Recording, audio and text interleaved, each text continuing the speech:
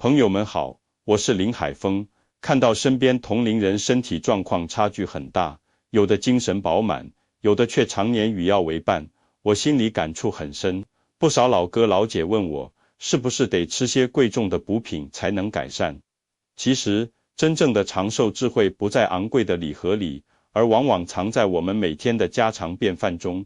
医学界早有共识，我们身体最好的修复师是自己，最有效的药物是日常三餐。只要吃对食物，就能为健康打下坚实基础。今天，我为大家整理了一份经过验证的家常长寿食物榜，它们平价、常见，却是许多长寿老人和懂行的医生餐桌上的常客。这份榜单包括绿叶蔬菜、豆制品、鱼类、全谷物、坚果、鸡蛋、奶制品、薯类、水果以及各类菌菇，它们富含我们中老年人必需的营养素，能帮助增强免疫力，保护心脑血管，维持骨骼健康。关键在于长期均衡的食用，比如每天保证一把绿叶菜，每周吃2-3次鱼，用粗粮替代部分精米白面，不需要复杂烹饪，清淡少盐的做法最能保留食物的营养。健康不是靠突击补品，而是靠一日三餐的踏实积累。从今天起，不妨多关注自家餐桌，用这些天然食物滋养身体，哪怕先从增加一种开始，身体都会慢慢感受到变化。如果您关心自己和家人的健康，想弄明白怎么用最平常的食物，吃出最硬朗的身体，请您先给我点个关注，这样就不会错过后面更多实实在在的健康分享了。咱们这儿只聊那些对咱们老百姓真正有用的健康大实话。要是您觉得我讲的在理，请在评论区给我打个支持，这就是对我最大的鼓励。也欢迎大家在评论区聊聊自己的养生心得。好了，闲话不多说，咱们直接上干货。这榜单上的第一种宝贝，也是很多长寿老人几十年雷打不动的早餐主角，那就是粥。您先别觉得普通，更别急着划走，听我慢慢跟您说道。我这里说的粥，可不是让您天天喝那熬得烂烂的，喝下去血糖蹭一下就上去的白米粥。咱们要喝，就得喝有讲究的养生粥。这里头，我首推燕麦粥。您去看那些长寿老人的饮食习惯，10个里头有8个都爱喝粥。这里有个特别有名的例子，就是咱们国家一位非常受人尊敬的老学者和他的夫人，2位都是100岁人瑞。他们有个坚持了一辈子的习惯，就是早餐必然有一碗燕麦粥。做法简单的不得了，抓一把燕麦片，用滚烫的开水一冲，焖上2-3分钟就成了。看着简单吧，可这里面的养生智慧深着呢。很多老朋友，尤其是有血糖问题的，一听说喝粥就直摆手，说医生交代了，不让我喝粥，说跟喝糖水没区别。这个话呀，对了一半。医生不让喝的是那种用精白大米熬的，糊化程度特别高的粥，而燕麦它可是个另类，它被称作血管的清洁夫。燕麦里含有一种特别好的东西，叫贝塔葡聚糖，这东西煮出来黏黏糊糊的，您可别小看这黏糊劲儿，它到了咱们的肠道里，就像一把温柔的小刷子，能紧紧地抱住食物里的胆固醇和脂肪，防止它们被身体过多的吸收，还能帮着把它们顺顺当当的排出去。而且燕麦粥饱腹感特别强，喝上一碗，一上午都不觉得饿，血糖升得平平稳稳，不会像吃了油条、甜面包那样大起大落。对咱们老年人来说，早晨刚起床，肠胃休息了一夜，还没完全醒过来，这时候要是来点油腻、生硬的食物，肠胃负担就太重了。一碗温热、软糯的燕麦粥下肚，暖胃又暖心，里头的膳食纤维还能促进肠道蠕动，帮助排便，这简直就是给咱们的肠胃做了一次舒服的晨间按摩。所以啊，听我林海峰一句劝，试着把早餐的油条配白粥换成燕麦粥。您不用多，就先坚持1个月，回头看看自己的精气神和上厕所的感觉，肯定会有不一样的体会。说完了早餐的开门红，咱们紧接着来说这第2种宝贝疙瘩。它在咱们中医养生里地位极高，被认为是平补的佼佼者，很多身体虚弱、病后出狱的人，都是靠着它一点点把元气养回来的。它就是小米，在北方，老辈人都把小米叫做月子米，或者代餐汤。谁家媳妇生完孩子，或者老人大病了一场，家里人首要做的就是熬一锅浓浓的小米粥。在老人们看来，这东西比人参还养人。这可不是盲目迷信，这里头有它的道理。从中医上讲，小米是黄色的，黄色入脾，它主要归脾胃经，最大的功效就是补脾胃、益肾气、除热、解毒。您听听，补脾胃就是能把咱们那受损的、变薄了的胃黏膜，慢慢的滋养厚实起来。清朝有位医家说的特别到位，他说，小米最养人，熬粥时，上面浮的那一层米油，功力胜过人参汤。这句话您可得记牢了，关键是米油。很多人煮小米粥，火急火燎，煮出来米是米，汤是汤，清汤寡水的，这其实把最精华的部分浪费了。真正会煮小米粥的人，得用小火慢熬，熬到粥水交融，表面凝起一层细腻、粘稠、像膏油一样的皮，那就是米油。这层米油汇聚了小米的全部精华，滋补力量最强，特别是对于胃不好、有慢性胃炎、胃溃疡，或者晚上心烦睡不踏实的老人来说，这层米油就是最好的修复剂和安神药。现代研究也发现，小米里所含的色氨酸，在所有谷物里是排第一的。这个色氨酸到了咱们身体里，能转化成一种帮助睡眠的神经递质。所以，如果您晚上总是失眠，心里跟揣了个兔子似的静不下来，先别急着找安眠药，晚饭时喝上一碗稠稠的小米粥，连那层米油一起喝掉，保准您能睡得踏实一些。而且小米是碱性的，对于胃酸过多，老是觉得烧心反酸的朋友，它能起到很好的中和作用，是名副其实的养胃高手。聊完了养胃的小米，咱们就得说说它的黄金搭档，也是长寿老人食谱上必不可少的主食，位列咱们榜单第3名的玉米。医学界把玉米叫做黄金作物。咱们来看看一些有趣的数据。美国的相关机构曾经做过调查，他们发现，保持着传统饮食方式的印第安原住民，几乎找不到高血压和动脉硬化的人。研究人员就很纳闷，他们的医疗条件谈不上好，也不吃什么特效药，怎么血管就这么健康呢？最后追根溯源，发现秘诀就在于他们的主食老玉米。这老玉米呀，浑身都是宝。研究显示，玉米里富含卵磷脂、亚油酸、维生素 E 等多种营养素。这些名词您不用死记，您就记住，这些东西都是血管的守护神。它们能帮忙降低血液里坏胆固醇的浓度，防止它们像水垢一样沉积在血管壁上，让血管保持弹性和通畅。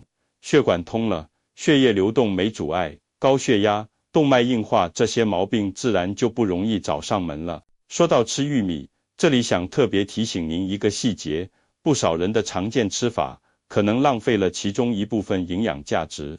许多人煮玉米时，习惯将玉米须清理得非常干净，觉得它们可能影响口感或不够洁净。实际上，玉米须在中医学中有龙须之称，具有一定的利用价值。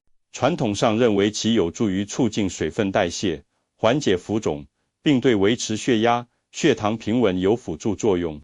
有些朋友早晨起来容易眼皮或下肢浮肿，这时用玉米须煮水饮用可能会有所帮助。建议您在煮玉米时，可以保留最内层的嫩皮和玉米须一同烹煮。煮好后，玉米可以直接食用，而剩下的煮玉米水可以保留下来饮用。这水带有淡淡的清甜，既能补充水分，也能在一定程度上辅助身体代谢，这样充分利用食材，简便易行。接下来要提到的这类食物，在不少长寿老人的饮食习惯中较为常见，那就是奶制品。观察一些长寿人群，尤其是城市中的高龄老人，常能看到他们有规律饮用牛奶的习惯。值得注意的是，在众多高龄老人中，女性占比较高，女性在更年期后，骨质流失速度可能加快，增加了骨骼健康方面的风险。然而调查发现，一些长寿女性往往保持着较好的骨骼状态，他们的饮食中常有奶制品的身影。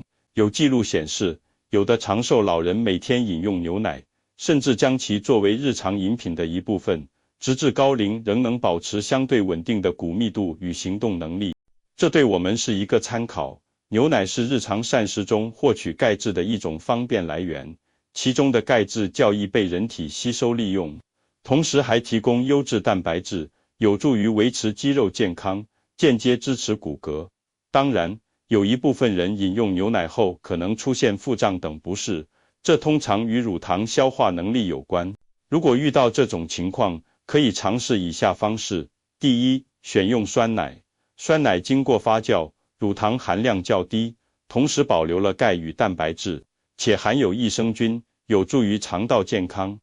选择时，建议优先选择原味、少添加糖的产品。第二，可选择无乳糖牛奶或舒化奶这类经过处理的产品，减少乳糖带来的消化负担。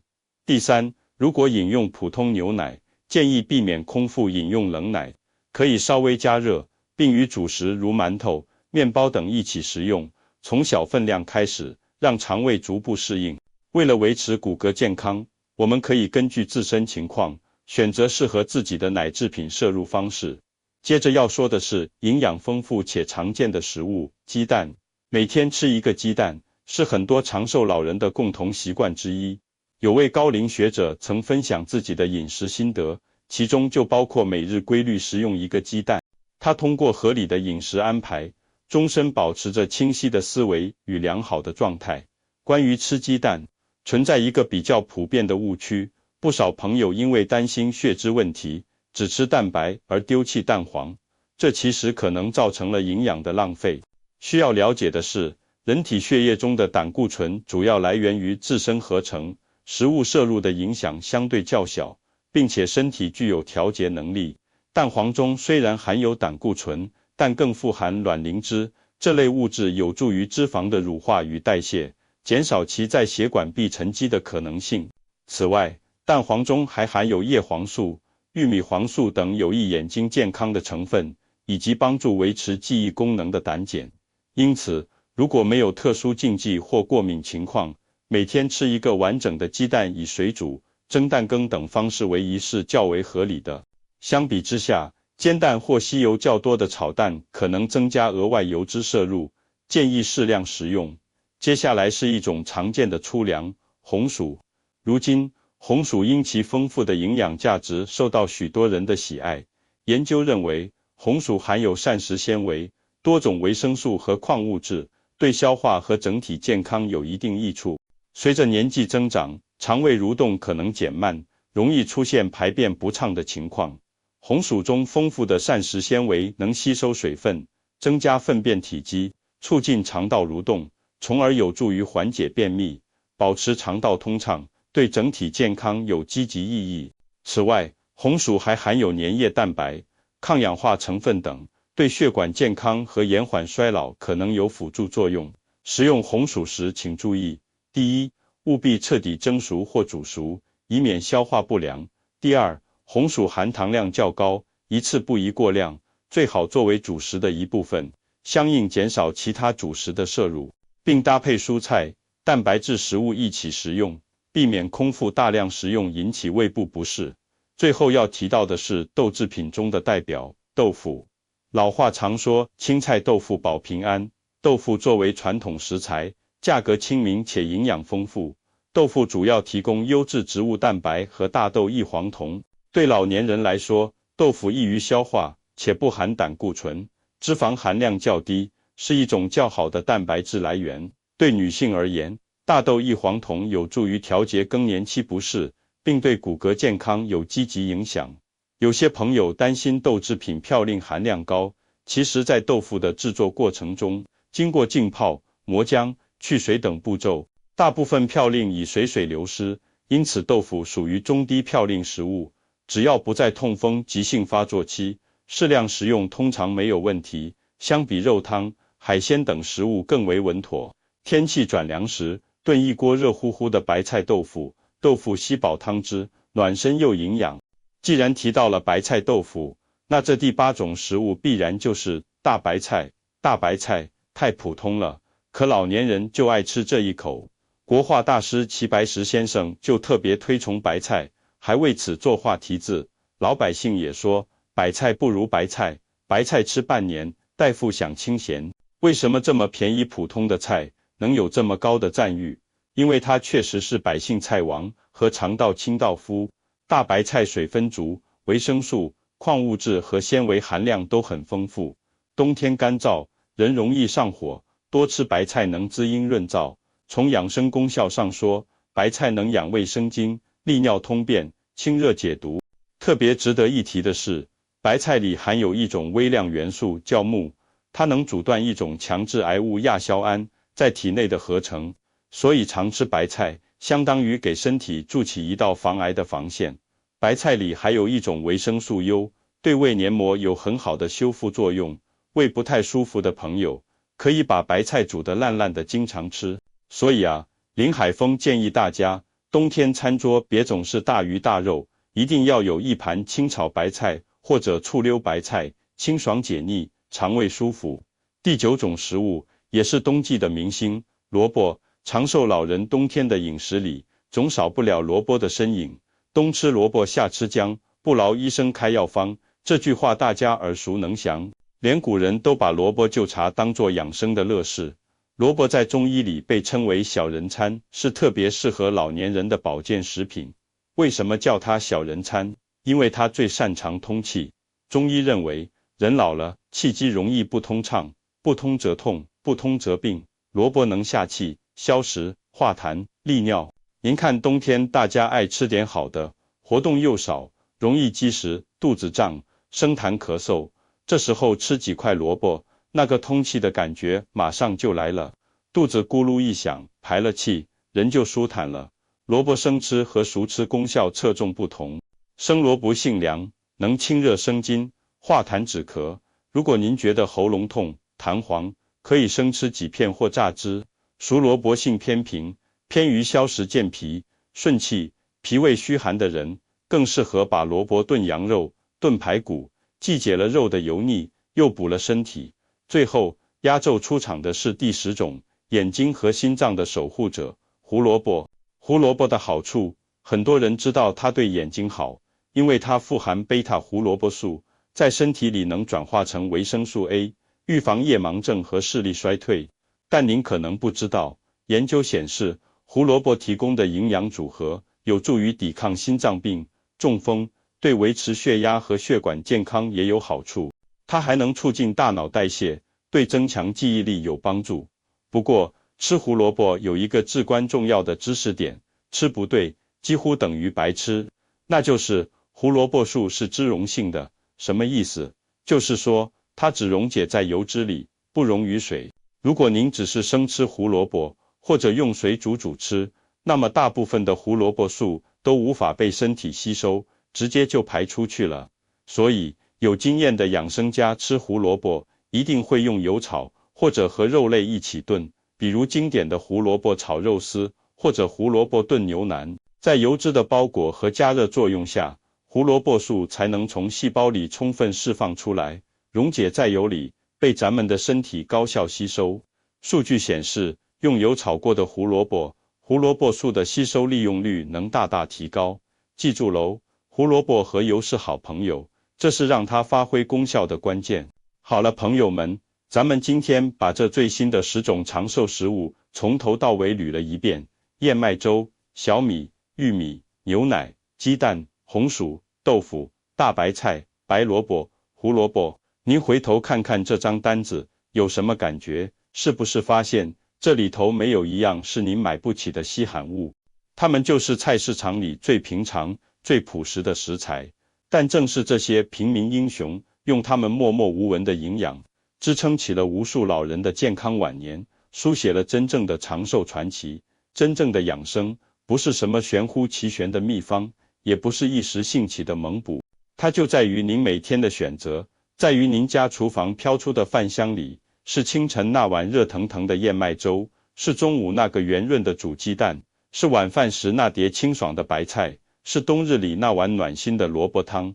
林海峰真心希望，从今天起，您能更看重这些老朋友，让他们多多出现在您家的餐桌上，别嫌弃他们普通，他们才是您健康最忠诚的卫士，是您安享晚年的坚实基石。如果您觉得今天这番话，哪怕只有一点对您有启发，我林海峰就觉得值了。请您动动手指，给视频点个赞，或者分享给您的家人和老伙伴们，把这份健康的提醒和祝福传递出去，让更多人受益。我是林海峰，一个盼着您身体硬朗，少病少痛的老朋友。